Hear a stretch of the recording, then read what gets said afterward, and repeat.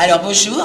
Salut Léo. Donc on est ici pour accompagner. Alors déjà on était venu pour voir le procès de Pierre qui va pas tarder à débuter, mais en même temps on était venu voir le délibéré de Maximus. Maximus avait passé au tribunal et aujourd'hui c'était son délibéré. Je te laisse avec et tu vas expliquer ton délibéré. Alors le délibéré, finalement c'est une condamnation en bonne et due forme, puisqu'il y avait de la prison avec sursis qui avait été demandée juste pour des expressions.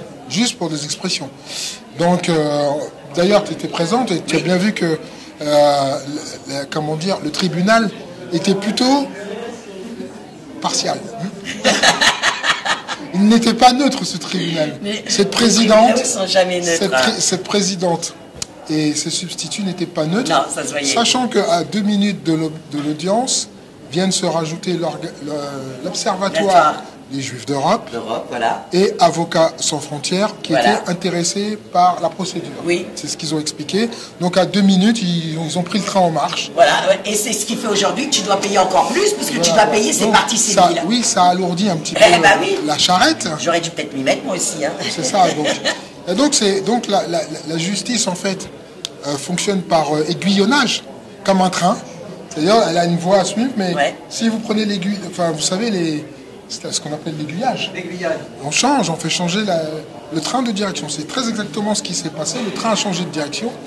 Et il y a des peines extrêmement lourdes qui ont été demandées par ces parties civiles qui, de toutes les façons, étaient dans une approche, on va dire, coupable. Quoi que vous disiez, vous êtes coupable. Même si vous exprimez d'une manière... Mais on ne peut pas, en fait, démontrer à des gens qui partent de mauvaise foi que vous êtes coupable que vous ne l'êtes pas en réalité.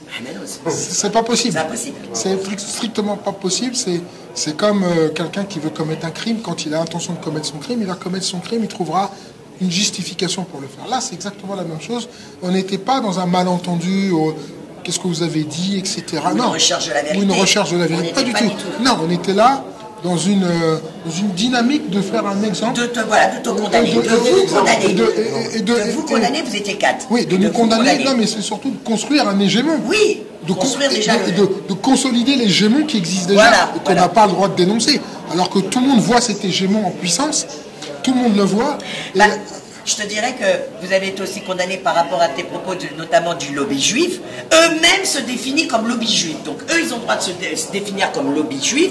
Mais si nous, on fait référence à un lobby juif qui gouverne en France, on n'a pas le droit. On est tout de suite taxé d'antisémitisme. Mais eux-mêmes le disent, eux-mêmes le reconnaissent. Et à l'Union européenne, vous avez quand même 120 députés. Je ne savais pas qu'Israël était à la porte de chez nous, hein, mais bon, apparemment, ça fait partie de l'Union européenne. Il faut savoir que, voilà. Oui, ils ont un bureau. Oui, non, mais ils ont 120 députés élus et qui siègent à l'Assemblée. Donc, effectivement, personnellement, on ne peut pas dire qu'il y a une justice, puisque c'est une justice, en réalité, qui est rendue au profit d'un petit groupe. Alors qu'elle est soi-disant la justice rendue au nom du peuple. Donc, ils viennent de rendre une justice, où moi, Nadia, on peut le peuple, je suis absolument pas d'accord. Moi qui suis du peuple et qui fait un travail aussi d'intérêt général, où je lis, je me documente, je dis des choses, des livres à lire. Et je vous donne des livres à lire. C'est pour ça que je te dis d'intérêt général. Et des références. Donc je construis une pensée. Et parfois je peux m'énerver, hein, parce que quand on voit les injustices qu'on subit, nous tous, et qu'on voit que tout est renversé. Parce que, effectivement, un exemple là, Hanouna qui va passer, les 2 avocats, c'est eux qui ont décidé. Alors là, on vient de voir un truc inimaginable. Hein. La présidente a demandé aux avocats qui représentent Hanouna ce qu'ils veulent faire. C'est même pas la présidente qui a décidé de la date du renvoi, qui a décidé de faire apparaître les témoins ou pas, qui a décidé de rajouter dans le procès encore plus de pièces. Non, ce sont les 2 avocats qui ont fait leur petite magouille, leur petit arrangement, voilà, leur petite magouille, et la présidente toute souriante, ça vous va? Est-ce que ça vous va? Vous êtes sûr, hein? Vous êtes sûr, hein? C'est ça une présidente de tribunal? Là j'hallucine. Oui, c'est un tribunal qui est donc on sait encore vassalisé. Ah bah oui, elle nous a donné la preuve. Voilà. Je n'invente rien, on était une vingtaine dans le tribunal, les 20 personnes pourra vous le dire, vous étiez là aussi, vous l'avez tous vu. On est bien d'accord que c'est l'avocat d'Hanouna qui a tout décidé pour l'affaire. C'est même pas la présidente. Moi je suis choqué. Je vous signale aussi que on a aussi des procureurs, et ça c'est un petit aparté. On a été mercredi à Pontoise pour soutenir un couple donc tunisien où ils ont placé les gamins. Il faut savoir que le papa, donc il est parti en prison pour avoir essayé de sauver ses 2 enfants qui avaient fugué. Eux, ils disent que c'est lui qui a été les chercher alors que c'est les enfants qui ont fugué. Mais je tiens à vous dire, voilà ce qui a été dit dans le tribunal. La procureure regarde, donc c'était une affaire avant lui, mais regarde cette personne avant lui, donc elle est pareil, un immigré, et il lui dit comme ça, les Français, ils en ont marre des personnes comme vous. Et elle a mis 2 ans ferme. Pas pour le papa tunisien, mais sur une autre affaire. Mais sur l'autre affaire, 2 ans ferme. Pourquoi? Parce que les Français ont marre des gens comme vous. Oui, mais c'est pas une justification, ça. C'est un procureur qui te dit ça dans le tribunal. Tout comme le procureur pour le papa, il a dit non, c'est le papa qui a été chercher les enfants. Et là, le papa dit non, les enfants ont fugué, j'ai été les chercher. Et la procureure, elle a dit non, les fugues, ça n'existe pas, les placements abusifs, ça n'existe pas. Et c'est vous. Écoute bien, il a dit comme ça, si vos enfants ont été placés, c'est qu'il y a une justification. C'est justifié et vous ne pouvez pas revenir dessus. Et ce n'est pas les enfants qu'on fuit, c'est eux, c'est le père qui est rentré. Alors que moi, j'accompagne ceux qui me suivent sur les placements abusifs. Déjà d'une, ils peuvent à peine avoir leur visite médiatisée 1 heure par mois. Mais pire, on ne sait pas où ils sont placés dans les foyers. Et même si on a l'adresse du foyer, on ne peut même pas l'approcher. Tu as tout de suite les fourgons de flics. Donc, cette procureure a essayé de faire croire que ce papa est rentré dans le foyer pour aller chercher ses enfants. Tu ne peux même pas l'approcher au coin de la rue du foyer. Quelle était la sentence? Ah oui, ta sentence. Alors, condamnation d'ordre financier, évidemment, avec des sommes à 4 chiffres, des 2000 €, des 1000 €, bon bref, pour les parties civiles, entre autres. Ouais. Et puis, pour ceux qui sont raccrochés à toute l'affaire, alors qu'ils n'étaient même pas dedans. Et pour incitation, soi-disant, à la haine, oui. J'ai même envie de dire, même à commettre un génocide. Oui. Oui, parce que moi, j'ai des armes. Ta parole. Apparemment, ta langue. Mais non, j'ai un État, j'ai des armes, j'ai des banques, j'ai du matériel de guerre lourd, donc je peux faire des génocides, moi. Ouais. Non, mais c'est ça qui est incroyable. T'as vu, hein? C'est magnifique. Voilà. Je trouve ça extraordinaire. Alors que nous, on nous a insultés, on a dit on peut tirer en tant que gilet jaune. Moi, j'en ai un qui m'a dit tirez-leur dessus, hein. Comment il s'appelle, l'autre c'était qui, nous, ce qu'ils avaient dit tirez-leur dessus C'était Ferry. Non, Ferry. Luc Ferry, il avait été dire à un moment sur un plateau de télé, mais tirez-leur dessus à balles réelles. Donc ça, on a le droit de nous appeler à nous tirer dessus. Moi, citoyenne française, parce que j'ai mis un gilet, on a le droit de me tirer dessus. Et d'autres, plein de propos. Comme tout à l'heure, on en parlait, on nous a traités de cafards, on nous traite de goy, d'antivax, de la plèvre. Il faut aller nous...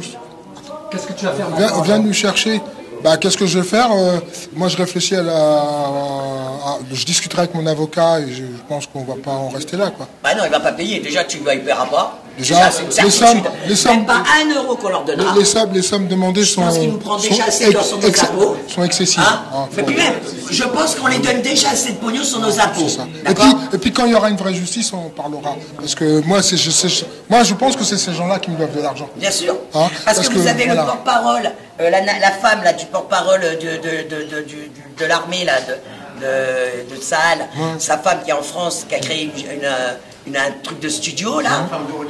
Je me rappelle plus de son nom, mais il faut savoir qu'elle a créé son studio, donc son truc prod en 2021. On lui a déjà refourné de nos poches à nous, on lui a déjà donné 3,5 millions. Et c'est eux, tu sais que c'est elle maintenant qui est derrière complément d'enquête, qui est derrière toutes ces émissions-là. 2021 seulement sa prod.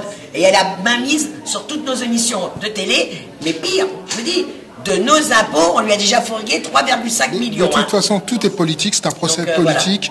Voilà. La décision, elle est politique. C'est comme l'arrestation de Pavel Durov. Macron a beau dire que c'est pas politique, c'est totalement politique. Et en plus, c'est malhonnête parce qu'il l'avait invité à dîner. Donc en l'invitant à dîner, il met les pinces. Ils mettent dessus, soi-disant que Telegram, il y a c'est pas pédocriminalité. Voilà. Alors que Niel, sur son truc dans ce cas-là, on peut condamner Google, Facebook, Instagram. Parce que tous les réseaux, les gros réseaux pédos, c'est plutôt sur cette page-là. Mais apparemment, ils ont droit, eux. Ben, je suis condamné pour incitation à la haine. Ouais. Ce qui est quand même très vague parce que il faudrait peut-être incitation à la haine et à commettre des actes alors, violents. Incitation à la haine, commettre des actes violents, mais sans les faire. Attends, non, sur des personnes en raison de leur ethnie. Voilà, mais sans les commettre. Wow. Donc elle est accusée de incitation à la violence, mais sans les commettre. Ça c'est la meilleure. C'est soit tu les fais, soit tu les fais pas. Mais bon, ça tu sais c'est comme soupçon, délit des... Tu vois, je veux dire, c'est pas pareil. Alors, ça existe déjà. Ça existe déjà. Nos camarades gilets jaunes, c'est la loi anti-casseurs, ont été condamnés dans l'intention de commettre un délit. D'accord. Nos camarades gilets jaunes, plusieurs... Prenons le cas de Baraka City, ils se sont fait sauter à 6 heures du mat. Ils faisaient quoi? Ils faisaient de l'humanitaire, c'est tout. Voilà. Mais ça ne plaisait pas. Ils avaient des prêches un peu virulents, mais bon, ils n'appelaient pas à tuer qui que ce soit. Mais dans ces cas-là, les rabbins qui font des prêches plus que virulents, qui nous appellent les goy et qui nous appellent qu'on va être pire que dans le train. Vous avez de la chance d'être des goy, moi je suis le chaînon manquant entre l'homme et le singe. Ah oui, c'est vrai.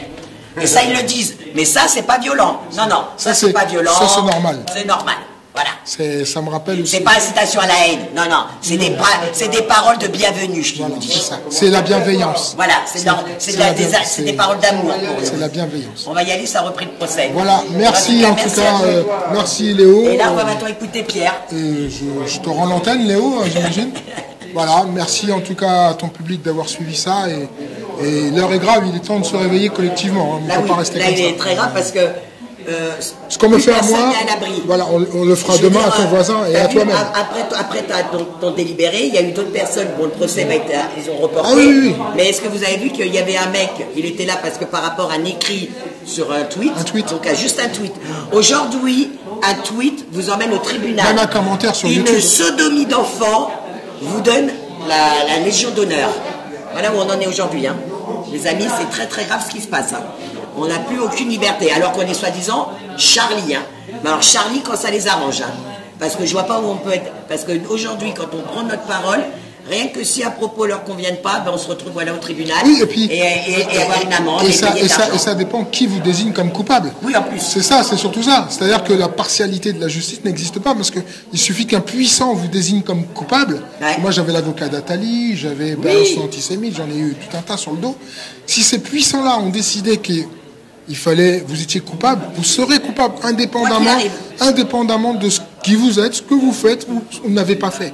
Donc on est même pas dans une justice d'exception, on est dans la justice, l'injustice sans exception, on va dire. Bah moi je dirais que pour eux, ils sont présumés innocents tant qu'ils ne sont pas jugés. Nous, dès le départ, on est présumés coupables. Dès le départ, on est coupable. Et on sera coupable. Et on sera jugé coupable. Quoi qu'il arrive. Voilà. Alors qu'eux, ils ont la présomption d'innocence. Sauf nous. Nous, on n'a pas droit à la présomption d'innocence. On va retourner au tribunal.